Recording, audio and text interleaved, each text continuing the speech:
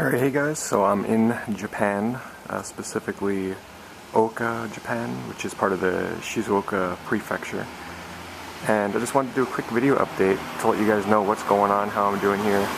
This is actually on the 6th floor of the apartment I'm staying at with my host family. Really awesome view from up here. When it's not so cloudy out, I actually have a view of Mount Fuji, which is that mountain right over there, but it's very cloudy today. It's the rainy season, so it's kind of hard to see. But today is Sunday, and this is my second free day to do whatever I want. And my host family, I will be going out with them today, the Nishigamis, and before that, their son has to study a bit, so I told them, well, I really like exploring Japan, and I wanted to take a little walk in the morning before we headed out for today. And I figured I'd just do a little walk around, do a little exploring, see what's around the little city that I'm staying in here, and kind of give you guys an update as I go along, so let's get started. Alright, so this is the walk that I take to class every morning. As you can see, that up there is my apartment. I'm on the 6th floor, and I get on this sidewalk here, I walk to the train station, which only takes about 2 minutes, and depending on what time I get on, I might or might not have to do a transfer to another train. When I first came here, I was very confused by the trains here, because Japan, I'm sure many of you know, probably the easiest way to get around is by train, and they have a lot of transfers, and I had a bit of a hard time getting that down at first, but I think I have it. But anyway, for those of you that don't know, yeah, I'm in Japan for a month. I've been here for about a week now, studying with my college group of 19 other people, and I am studying the Japanese language as well as doing 2 research papers, which I don't have to do while I'm here, luckily, because that would kind of suck to have to write research papers while being in Japan. But so far it's been a lot of fun. The people I'm with are really great. My host family is, I'm really lucky to have been placed with this host family. How it works is when we apply, we write down, things about ourselves, and then my sensei, my teacher, or the program leader pairs us up with the family that she thinks would be best. And my family right now is Nobu-san, Ayumi-san, and Rin-kun. Their daughter Shuri is actually studying in Canada right now. And luckily for me, their son is very fluent in English, so if I ever need anything translated, he's definitely there to help me out. And the father also has pretty good English skills as well. So walk up these stairs, get a pretty nice view up here, and then the train station is basically right over there. I am not going to be going on the train station. I'm going to be doing a little bit of exploring around this area, because the last time I did it, I had a lot of fun. I met another foreigner who just rolled up on a bike and started talking to me, which was great. And I came across a little shrine, so I took some pictures of that.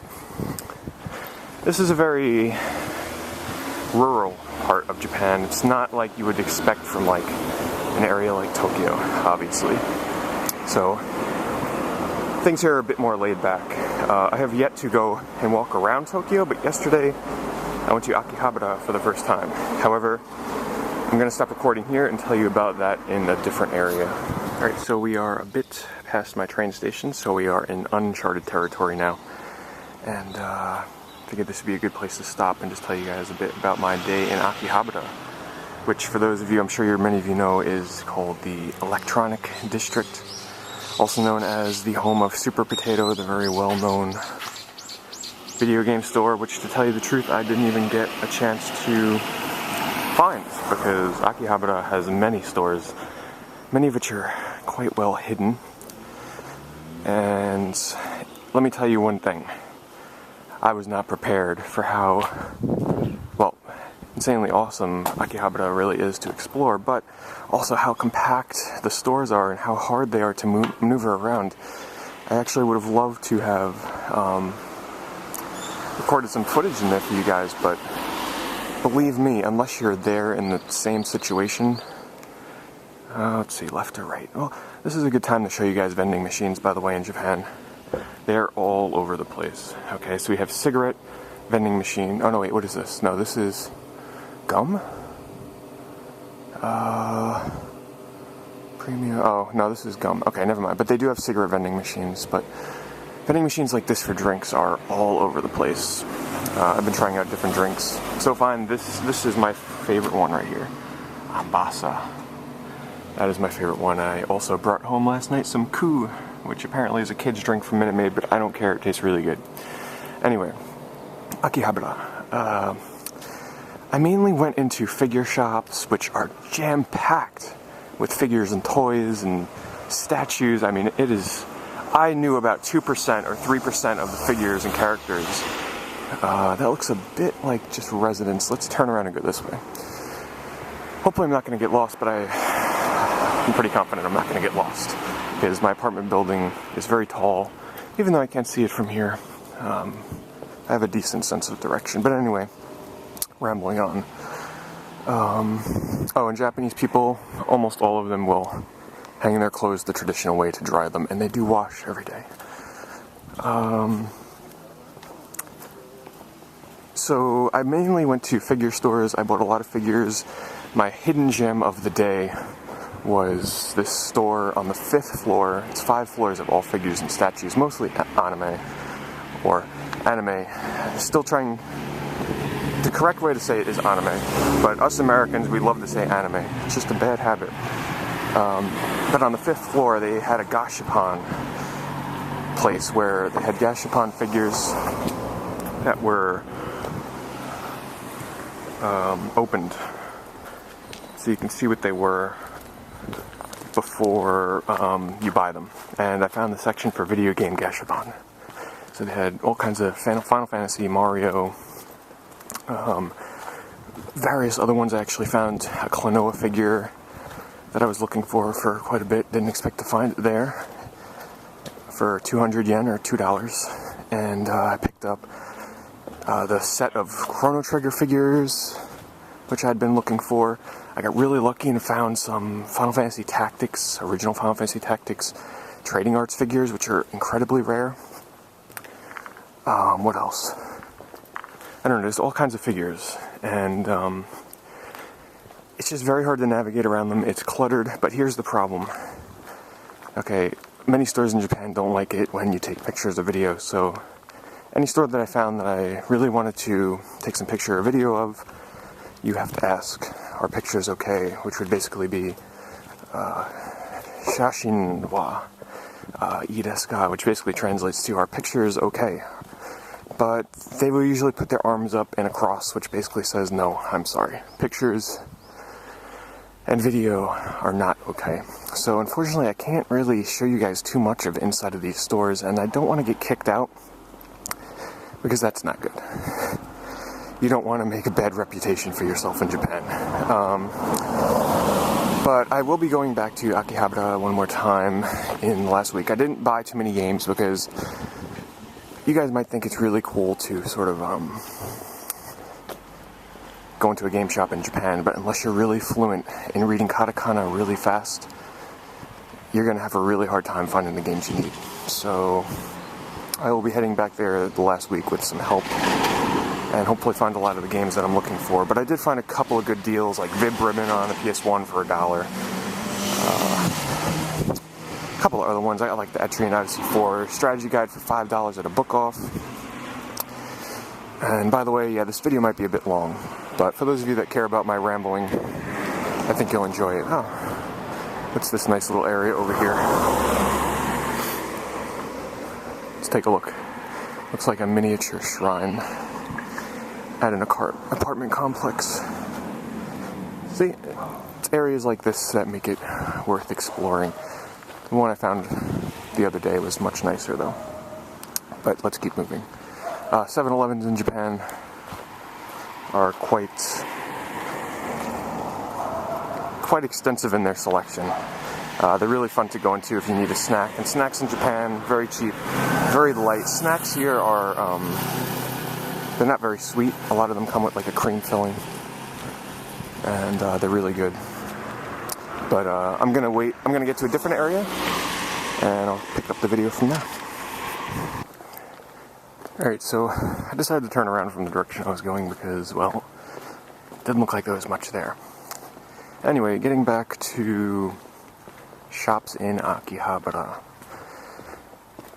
Like I said, when you get into these stores, I'm sure some of you might have seen videos of them, but some of the smaller ones, it literally is like one single pathway. Where if someone's coming the opposite way and you're going the other way, well, you gotta figure out how the hell you're gonna get by them. And it makes for a very awkward situation, because if you have a backpack on, it's even more difficult. And taking a video in there would just be really awkward. Especially when most of the owners don't want you taking pictures of video anyway. I will do my best to try and record some stuff for you guys, but I don't think it's gonna be me in there talking because it's extremely loud. Most of the time.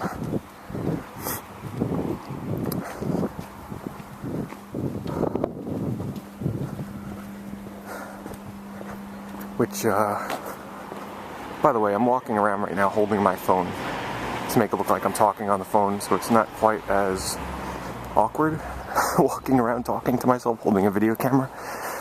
Yeah, which, by the way, being a foreigner or a gaijin in Japan, you're going to have to get used to being stared at, that is for sure. I realized that first time I came here. I'm sure you guys know this looks interesting. Let's walk down here and come back. I'm a pretty quiet person when it comes to being around new places. So when I'm with a group of Americans that are quite loud sometimes as a group, it draws a lot of attention. And people here will stare at you and not stop staring at you. Even if you stare back, which I don't do because that's just too awkward. But anyway. So yeah, I'll be here for another couple of weeks. This weekend I will be going to Kyoto and Nara, which are very famous for their shrines that they have. Not many, no electronic stores or anything around there. Yeah, try not to be too awkward walking by people. Don't want them to know that I'm recording them, because I'm sure they wouldn't like that. But yeah, so next weekend I will be at Kyoto and Nara. After that I have the weekend to myself, which I plan on going back to Akihabara one more time and exploring the Tokyo area. Going to Super Potato, hopefully finding it this time. I went to the Gundam Cafe as well, which was pretty overrated for someone that's not a big fan of Gundam to begin with. The dishes there are themed around Gundam characters, and I don't know. There's like a 45-minute wait to get inside. It was okay. But for someone that only really watched Gundam Wing and 8th MS Team, there wasn't really too much fan service in there for me personally. And I'm talking about Gundam Wing back in high school. Not even high school, junior high. It's been a while. But I'd recommend it if you're a big fan of Gundam, but if you're a casual fan, don't go. What else about Japan? It's a really nice place. One thing you'll realize right away is just how clean this place is. The streets, there's like no garbage anywhere. In fact, it's almost impossible to find garbage cans here. Finding a garbage can and throw away your trash is like, it's like playing a game of Where's Waldo, to be quite honest. It's really quite incredible. There's no jaywalking here, so you see that sign right there, red, don't walk. So for those of you that walk around in New York City, you'll be in for quite the surprise here. People will stand there. The street will be clear of all pedestrians or all cars. They will not cross that street until it turns green. They can wait 2 minutes, but there's no jaywalking here. In fact, it's going to be really hard for me to cross the street. I think I'm going to have to walk all the way down to the next crossing so that I can start turning back. I'm supposed to get back by 10. It's about 10 after 9 right now. The sun also comes up really early in Japan. That's another thing you have to get used to. Luckily, I did not suffer any jet lag whatsoever. The flight here was about 14 hours, or 13 hours. It was a bit brutal at times, but I caught some naps, And luckily when I got here I had a good night's sleep the first night, and it hasn't affected me at all. But the sun starts rising at like 4:45 a.m. which takes some getting used to, but to be quite honest, I kind of like getting up that early for a change. Yeah, so I'm probably gonna, even though it looks like it's getting pretty interesting down there, I'm getting pretty damn far away from my apartment right now, and I definitely don't want to get lost, even though I have a good idea of where I gotta go back to. I don't want to chance it. And for those of you wondering in terms of like how my studies are going, I am on elementary level, so I only know very basic stuff right now. There's no way I can really hold a... Oh, here's a pet place to look after your dogs. There's the kanji for inu, for dog. I saw they had neko on the sign here, so apparently they probably groom and wash their cats and dogs. And from what I've asked around, dogs are the more popular choice here in Japan over cats, believe it or not. Despite how many cat pictures and stuff come out of Japan, dogs are the winners here. Yeah, see, there we are. People crossing the street with not one, not two, but 3 dogs. So, anyway, I'm going to stop recording here so I can cross the street safely, and I will be back. Before I make that turn, though, I'm going to stop in 7-Eleven and get a drink, because I am quite thirsty. Alright, so here is the inside of 7-Eleven. Gonna talk a little bit lower to not draw attention. But as you can see, the drink selection here is very extensive. Tons of snacks, tons of anything you can need, really. And everything here is quite cheap.